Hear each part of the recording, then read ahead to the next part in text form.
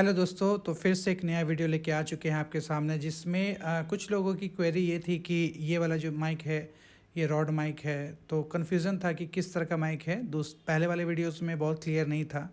तो ये rod mic है, देख रहे होगे आप, ये हाथ में लेके देख रहे हो, आवाज़ आपको मेरा डायरेक्शन चेंज हो रहा होगा। तो लाइव हो रहा है, इसमें अभी कुछ भी इफ़ेक्ट नहीं है। मीन्स कि ये रॉ यहाँ से सीधा वायर से निकल के मेरे कंप्यूटर में इनपुट जा रहा है। अब वहाँ के बाद फिर ये आउटपुट होगा। और इसमें मैंने फ ये सब वाली जो आवाज़ है उसको हटाने के लिए मैंने अभी इसका पॉप फिल्टर नहीं लगाया है।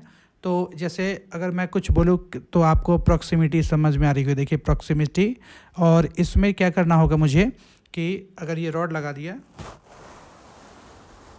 तो क्लोज जाने के बाद थोड़ा सा प्रॉक्सिमिटी भी अगर चेंज हो जाती है। तो देखिए इस पॉप फिल्टर का क्या यूज़ है।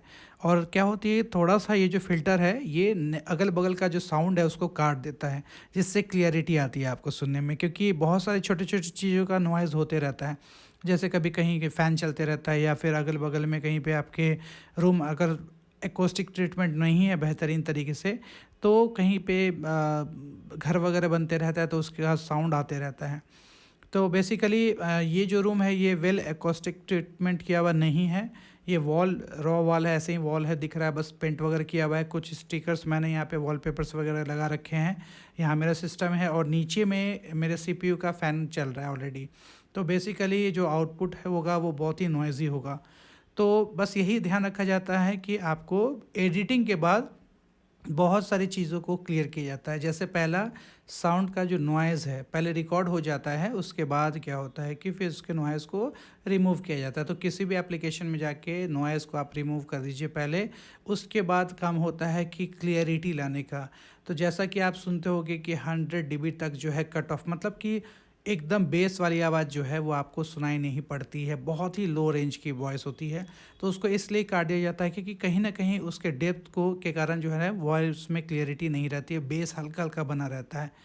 तो अब इसके बाद क्या है कि अब जो मैं आपको सुनाने जाऊंगा वो है आपको थोड़ा एडिटेड किया हुआ वॉइस, और आपको डिफरेंस बिल्कुल दिखेगा कि एडिटिंग वॉइस में और इस प्लेन वॉइस में क्या अंतर आएगा। तो चलिए जल्दी ही देखते हैं हम लोग एडिटेड वॉइस। तो ये है 1 2 3 एंड। तो अब जो आपको आवाज़ सुनाई दे रही है वो है प्योर एडिटेड वॉइस, और इसमें कुछ इफ़ेक्ट्स, इक्यूज़ वगैरह और कंप्रेसर वगैरह का यूज़ किया गया है।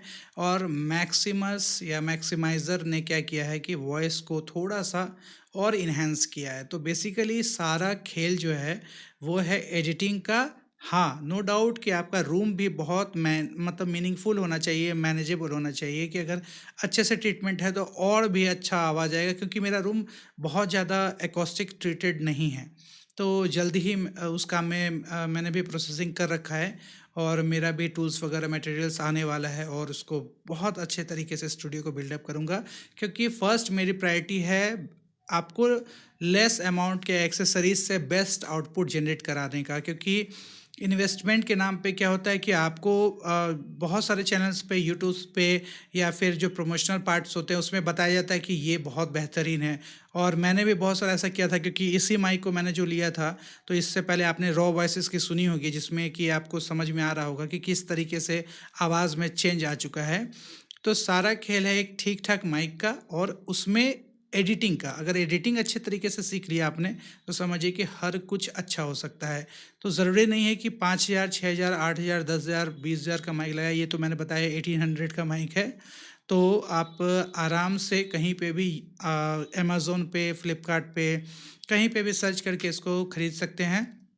रॉड माइक है, रॉड माइक के नाम से RODE रॉड एक कंपनी भी है। तो वो नहीं है, ये आपको डिजिटेक का माइक है। तो आप डिजिटेक का या और भी बहुत सारे अच्छे कंपनी के रॉड माइक आते हैं।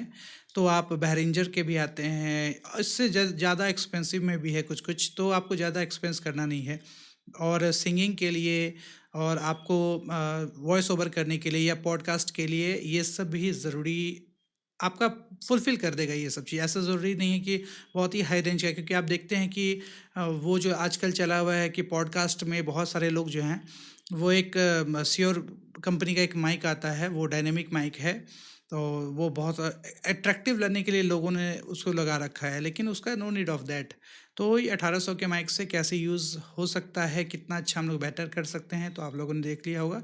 तो चलिए फिर नेक्स्ट वीडियो में और कोई क्वेरी अगर आपको हो, सॉरी, तो क्वेरी अगर आपको हो तो आप मेरे से मैसेज करके बात कर सकते हैं, कमेंट कर सकते हैं। अगर कोई भी कन्फ्यूज़न है या फिर कुछ एडिटिंग रिलेटेड वर्ड्स आप सीखना चाहते हैं तो मेरे से कांटेक्ट कर लीजिए, और डिस्क्रिप्शन में या फिर आपको मिल जाएगा सारा कुछ।